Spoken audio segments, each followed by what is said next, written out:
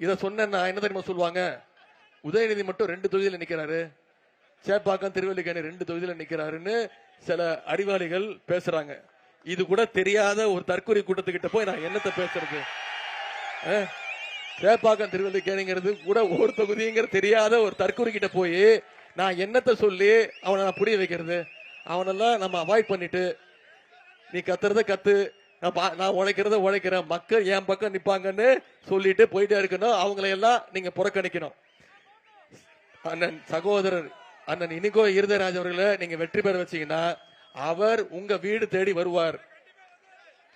அவருக்கு work from home எல்லாம் தெரியாது.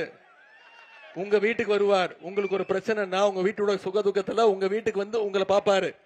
உங்களை அவர் வீட்டுக்கு வர சொல்ல மாட்டாரு. அந்த காரியத்தெல்லாம் அவர் பண்ண மாட்டாரு. நான் உதவி செய்யறேன், என் வீட்டுக்கு வந்து வாங்கிட்டு போங்கன்னா சொல்ல மாட்டாரு.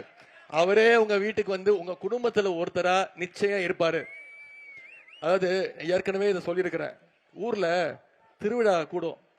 அப்ப அந்த ஊர்ல இருக்கக்கூடிய எல்லா மக்களும் சேர்ந்து அந்த திருவிழாவை ஏற்பாடு பண்ணி நல்லா கொண்டாடுவாங்க. அப்போ அங்க இருக்கக்கூடிய சில வணிகர்கள் என்ன பண்ணுவாங்க, காசு பார்க்கணும்னு கடைகள்லாம் திறப்பாங்க. கூடவே தாஜ்மஹால், ஈஃபில் டவர் மாதிரி செட் எல்லாம் போடுவாங்க. அங்க இருக்கக்கூடிய மக்கள்லாம் என்ன பண்ணுவாங்கன்னா, நம்ம ஊருக்கு தாஜ்மஹால் வந்துருச்சுப்பா, வாப்பா போய் போட்டோ எடுத்துக்கலாம்னு சொல்லி போய் முண்டி அடிச்சு போய் போட்டோ எல்லாம் எடுத்துப்பாங்க. கூட்டம் எல்லாம் வரும் அதை பாக்குறதுக்கு. ஆனா திருவிழா முடிஞ்சோடனே அது வெறும் அட்டை, அதை கழட்டி எடுத்துட்டு போயிடுவாங்க.